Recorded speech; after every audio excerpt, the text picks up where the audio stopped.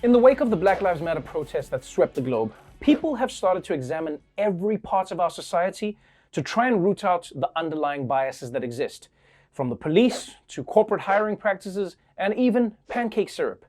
And with all the problems on Earth having been solved, now we're moving to outer space. NASA is re-examining some of the nicknames it uses for distant objects in outer space. The scientific community sometimes refers to those cosmic objects using unofficial names. NASA says the problem is that some of the names are insensitive and even actively harmful. For example, the nickname for a planetary nebula NGC 2392 was Eskimo Nebula. They are also doing away with the term Siamese Twins Galaxy, used to refer to a pair of spiral galaxies in the Virgo cluster.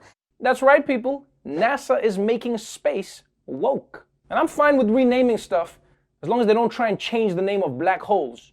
I don't want to hear no urban holes or underprivileged holes. They're black and they're proud. You know what NASA should do?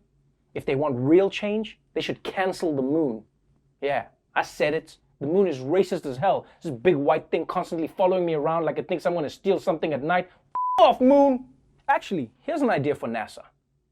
They always have budget problems, and they're going to rename things in space. They may as well make money off of it, you know? Why don't they just sell the naming rights for objects that they find? This just in, Earth is on a collision course with the Steakums 100% all-beef frozen cheese steak asteroid. May God have mercy on us all. Ah, it's the Steakums 100% all-cheese asteroid! And you know, honestly, any change to be more socially aware is progress, even if it is in outer space. In fact, now that I think about it, we should probably stop using the term alien altogether. Because what if they come down to Earth and they're offended? Welcome to Earth, aliens! What? Did you just call me the A word? That's so offensive. No, it's not like that. I love E.T. Moving on to international news out of Lebanon. It has been a week since the tragic warehouse explosion in Beirut that killed 200 people and forced hundreds of thousands out of their homes. And now, for the residents of that city, grief is turning into rage.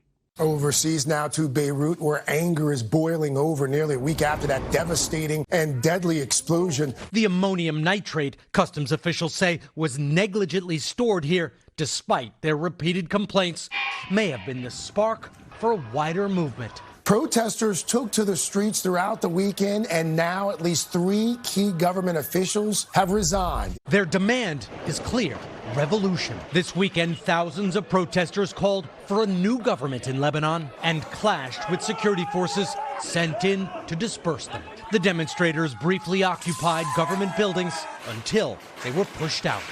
Yeah. After discovering that government officials repeatedly ignored warnings about the chemicals that caused that massive explosion, the people of Lebanon have taken to the streets. And believe it or not, this explosion is just the tip of the iceberg. Because for years now, the people of Lebanon have been complaining about rampant corruption in all levels of government and how bigger countries are using them as a political pawn. And you know things are bad when the people are saying, look, it's not just about the explosion that blew up half the city. But Lebanon is yet another example of this larger pattern that's happening around the world. A pattern of countries having to deal with multiple major crises at one time. Deciding which problem to tackle first is like deciding what to watch on Netflix. Just keep scrolling through the menu and somehow more and more shit gets added. Well, I could have sworn that STD Island wasn't on this list 10 minutes ago.